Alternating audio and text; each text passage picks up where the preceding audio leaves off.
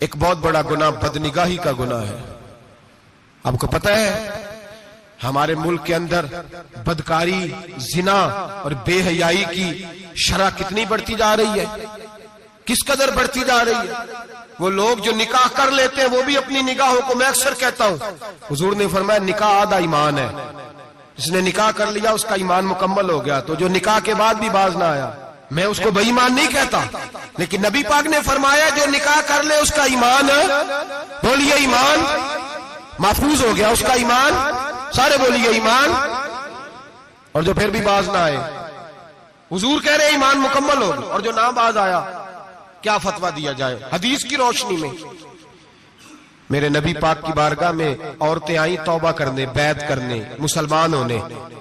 تو حضور بیعت لیتے وقت فرمانے لگے میرے ساتھ وعدہ کرو، جھوٹ نہیں بولو گی، غیبت نہیں کرو گی، زنا نہیں کرو. ایک عورت بول پڑی، کہنے لگی یا رسول اللہ صلی اللہ علیہ وسلم میں مسلمان تو نہیں پر خاندانی ہوں، میرے گھر والوں کے ذہن میں بھی کبھی زنا کا خیال نہیں آیا. ہم تو اسے خاندانوں کے وقار کے خلاف سمجھتے ہیں. روز بری نظر سے کسی کو دیکھنا اور کسی کے بارے میں غلط باتیں، ناراض نہ ہونا. بہت سارے بوڑھے بھی لذت لے لے کے جرم بیان کرتے ہیں، گناہ بیان کرتے ہیں، غلط باتیں کرتے ہیں، کسی عورت کے بارے میں تبصرہ کرتے ہیں. کیا سمجھتے ہیں مرد اور عورت معاذ اللہ تعالیٰ ایک کمرے میں جا کے بدکاری کرے تو وہی زنا ہے؟ میری طرف دیکھیے اور جھانک کر کے سنیے کیا عرض کر رہا ہوں، ادھر دیکھیں میری طرف. نبی پاک صلی اللہ علیہ وسلم نے فرمایا زنا زبان کا بھی ہوتا ہے، زنا کان کا بھی ہوتا ہے، زنا آنکھ کا بھی ہوتا ہے. حضور کس طرح فرمایا جس نے گند دیکھا اس نے آنکھ کا زنا کیا، جس نے لذت لے کے سنا چپ نہیں کرایا، پوری بات سنی، وہ بھی زانی ہے. اور جس نے گندی بات بولی وہ منہ کا زانی ہے، جس نے گند سوچا وہ دماغ کا زانی ہے. اور زانی کو سب سے پہلی سزا اللہ یہ دیتا ہے کہ سجدے کی لذت چھین لیتا ہے، عبادت کا سرور چھین لیتا ہے، اس کا نماز میں دل نہیں لگتا. قرآن میں سب سے پہلی سزا اسے اللہ اپنے دروازے سے دور کر دیتا ہے. بھائیو آج ہمارے سجدے بے کیف ہیں، آج لوگ غلط جگہ پہ گھنٹوں بیٹھے رہتے ہیں. مسجدوں میں لوگوں کے دلوں کو گھبراہٹ ہوتی ہے، لوگ بھاگتے ہیں. میرے نبی پاک نے فرمایا تو نظر کو پاک کر لے، اللہ تیری عبادت میں لذت پیدا فرما دے گا. میرے بھائی یاد رکھ لیں اور سن لیں، سب سے کمزور آدمی وہ ہے جس کا ذہن پاک نہیں. سب سے کمزور آدمی وہ ہے جو کردار کا غلط ہے. ایک بات میں نے پڑھی، آپ یقین کریں میرا دل کرے کہ میں آگ لگا دوں اس عنوان کو جس پہ گندگی لکھی جاتی ہے، ان اخباروں کو، ان چیزوں کو جس پہ گند لوگوں کے دلوں میں. وہ انڈیا کی ایک وزیر اعظم عورت گزری تو کسی نے اس سے کہا کہ پاکستان نے تو تمہیں شکست دی ہے، تم جیت نہیں سکے بڑا ملک ہو کے. کہنے لگی کوئی بات نہیں، تھوڑا وقت ٹھہر جاؤ، ہم ان پر تہذیبی یلغار کریں گے، ان کے گھروں میں ننگا ناچ کریں گے، یہ گندی تصویریں دیکھیں گے، یہ گند میں الجھ جائیں گے. اور جو قوم گند میں الجھ جایا کرتی ہے وہ پھر کسی سے لڑنے کی طاقت نہیں رکھتی، اس کے اندر ڈٹ جانے کی ہمت نہیں ہوتی، اس کی غیرت کے جنازے نکل جاتے. دل کرتا ہے جل جائیں وہ جل جائیں جہاں سے برائی پھیلتی، تباہ ہو جائے وہ علاقے جہاں سے گند ہوتا ہے. لوگ گند کی کمائی کھاتے ہیں، گند کی ایکٹروں کے ساتھ کھڑے ہو کے فوٹویں کھچاتے ہیں اور گناہ پہ فخر کرتے ہیں. اور گندے لوگ کہتے ہیں اللہ کا فضل ہے ہم گند پھیلا رہے ہیں، ثم معاذ اللہ.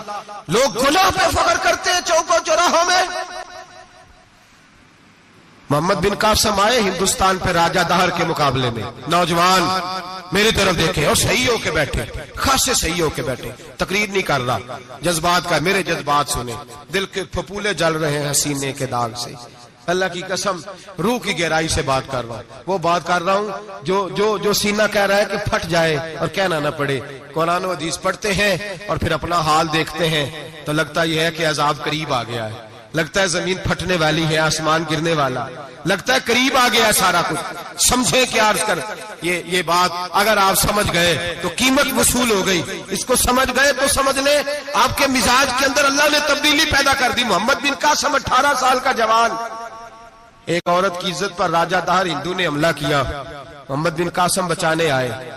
جب ہندوستان آئے فوج تھوڑی تھی، علاقہ تھوڑا تھا، راجہ دہر کی فوج بہت زیادہ، اور پھر اپنا عرب چھوڑ کے یہاں آ کے ہندوستان میں اس کے علاقے میں اس پہ حملہ کرنا، حالات خراب تھے۔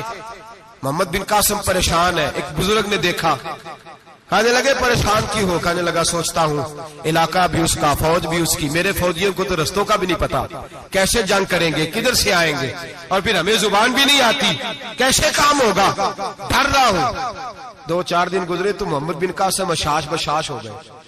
وہ بزرگ کہنے لگے خیر ہے؟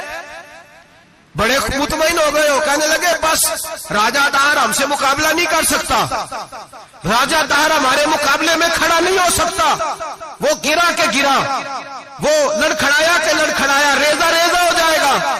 آپ کو کیسے خوشخبری مل گئی؟ کہنے لگے مجھے پتا چلا ہے کہ راجہ دہر ذہن کا گندا ہے، وہ تو چچا کی بیٹی کو نہیں چھوڑتا، ماموں کی بیٹی کو نہیں چھوڑتا، خالہ کی بیٹی کو گندی نظر سے دیکھتا ہے۔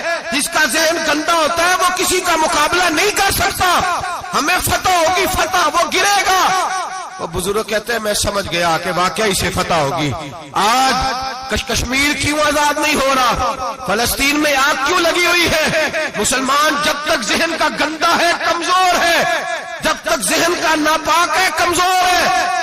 حضرت سعد بن ابی وقاص رضی اللہ تعالیٰ عنہ فرمایا کرتے تھے اللہ مسلمان کی مدد اتنی دیر تک کرتا رہتا ہے جتنی دیر تک مسلمان کا ذہن صاف رہتا ہے، کردار پاک رہتا ہے۔ آگ اس لیے معاشرے میں لگی ہے۔ نوجوانوں تم کہتے ہو کامیابیاں نہیں ملتی، اسے کیسے کامیابی مل سکتی ہے جس کا ذہن ہی صاف نہیں؟ وہ کیسے دنیا کی بازی جیت سکتا ہے جس کی نگاہ ہی پاک نہیں؟ وہ کیسے آگے بڑھ سکتا ہے جس کے کردار میں پاکیزگی نہیں؟ اپنے آپ کو پاک کر لو، اللہ ہر مشکل میں تمہاری مدد فرمائے گا، ہر رستے میں تمہاری مدد فرمائے گا۔ اور میں نے کہا جب آدمی ناپاک ہوتا ہے تو رب کریم اس سے عبادت کی لذت چھین لیتا ہے، اور اللہ کی سب سے بڑی سزا یہ ہے کہ کسی کو سجدہ نہ لمبا کرنا دے۔ رب کریم سب سے زیادہ اس سے ناراض ہے جس کو قرآن پاک کے کھولنے کی توفیق نہ ہو۔ سب سے زیادہ رب کریم اس شخص سے ناراض ہے جو اللہ کی بارگاہ میں جھکنے کی لذت چھوڑ جائے۔ میرے نبی پاک سید عالم علیہ السلام کے صحابہ لمبی عبادتیں کرتے تھے، لمبی۔ کسی نے کہا تھا روم کے بادشاہ تھے کہ یہ مسلمان فاتح کیوں ہو جاتے ہیں؟ تو اس نے کہا میں نے مولا علی کے زمانے میں جاسوسی کرائی تھی، پتا کیا تھا کہ ہر میدان میں کامیاب کیوں ہوتے ہیں۔ تو کہتے ہیں میں نے دیکھا یہ دن کے مجاہد ہوتے ہیں پر رات کے عابد ہوتے ہیں۔